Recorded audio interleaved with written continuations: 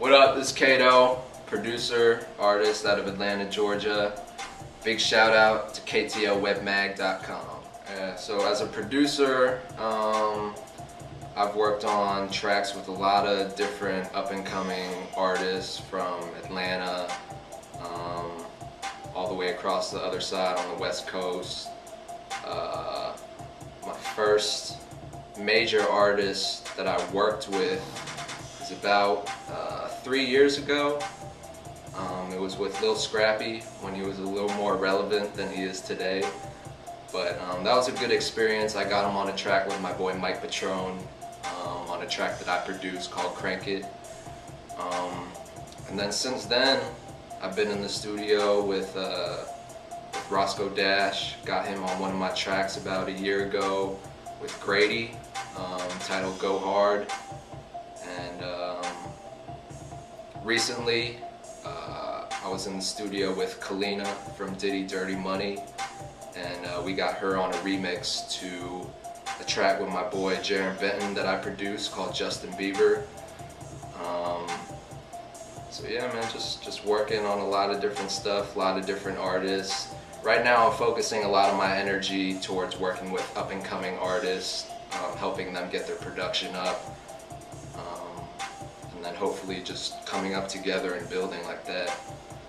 As an artist, I kinda don't really pursue the artist thing as hard as I used to, just because I want to focus a little more harder on production, focus on one thing at a time.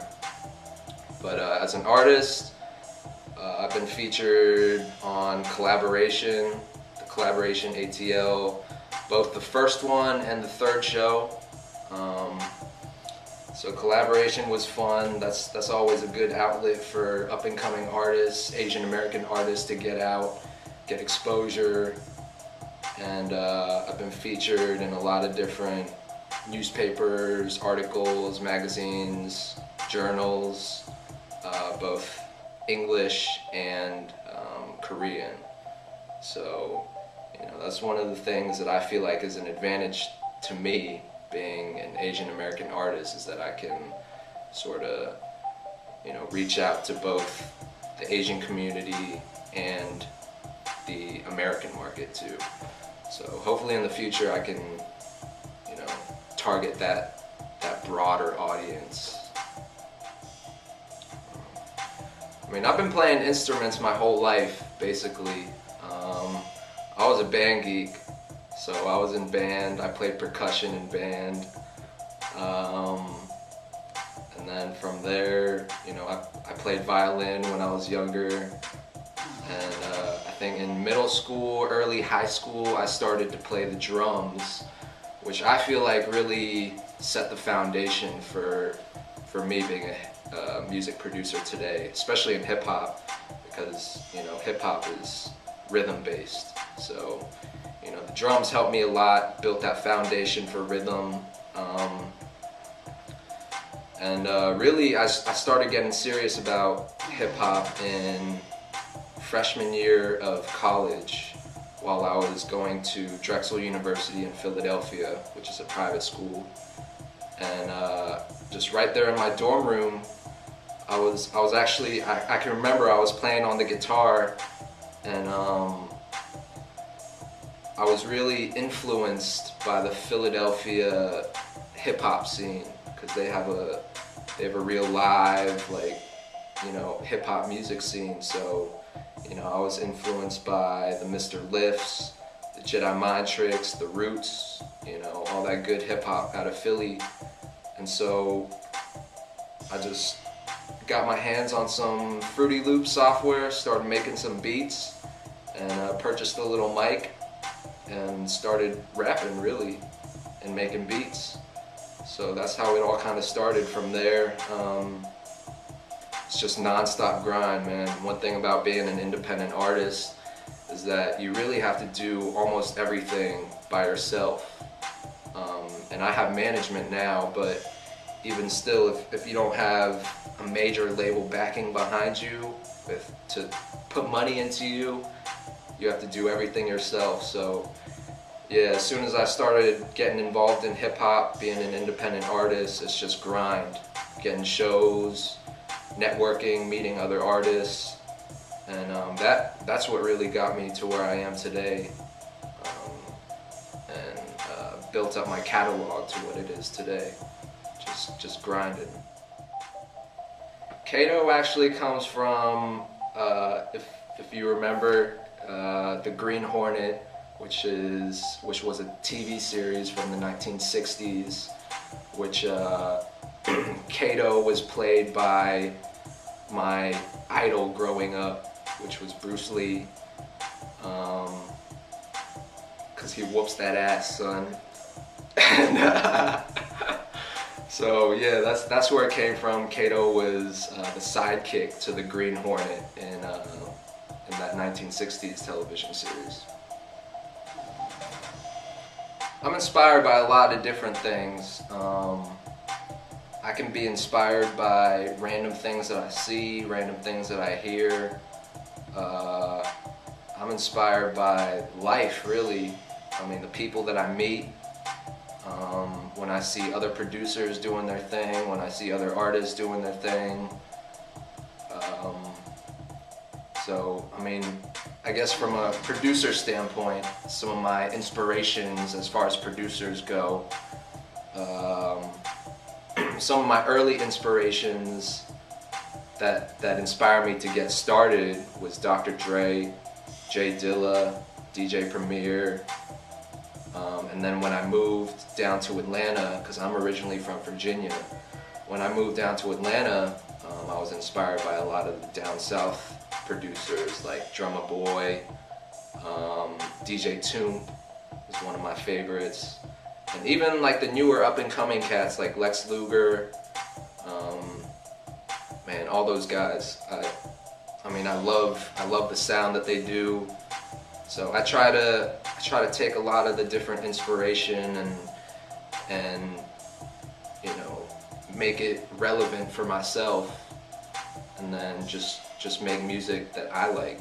So the good thing about today, that makes it easy for you to get started if you're trying to become a producer and upcoming artist, is that it's a lot more accessible. Like you can get software, you can get hardware, everything you need to basically start making music. It's a lot more accessible, it's a lot cheaper because of technology.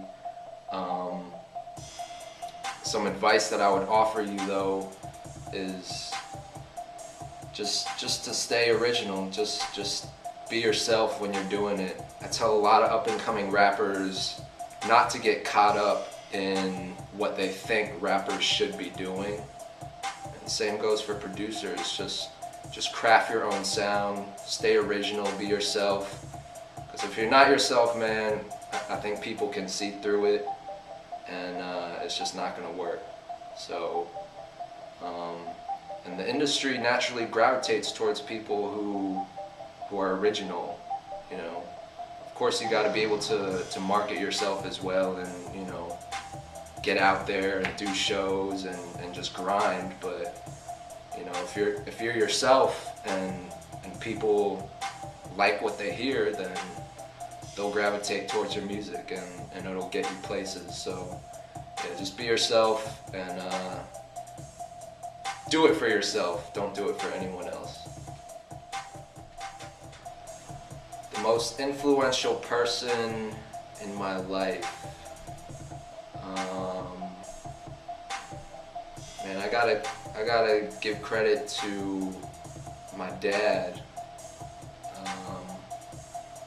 especially in my early years, because I saw how hard he worked, and that really just inspired me, because I keep that in my head when I'm out here doing my thing.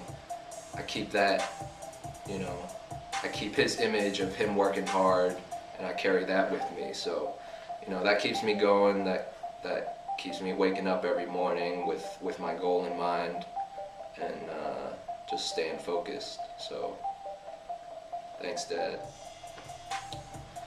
Alright, being an Asian American producer here in Atlanta, it's real interesting actually, because there's not a lot of Asians in the music industry here in Atlanta doing their thing. So a lot of times people will be surprised that this little 5'7" Asian dude will be producing these crunk ass beats. So I really think of it as an advantage though, because it sets you apart, you know, especially if your material is good, if you're making good music. Being Asian is something that will stick out in people's minds when they meet you. So it's really an advantage for me. I don't know how it is out there, like maybe somewhere in LA where there's like a billion other people that look like me who are trying to do the same thing. But at least here in Atlanta, I feel like it sets you apart. So it's definitely an advantage. Alright, and lastly, I just want to shout out everyone who's supporting me, all the people who support my music, my family of course, my homie Jules, Kenny, the whole KTLwebmag staff, everyone over there. And yeah, check me out on Twitter. My Twitter is @KatoProducer, that's K-A-T-O producer. And check me out, man, I'm here.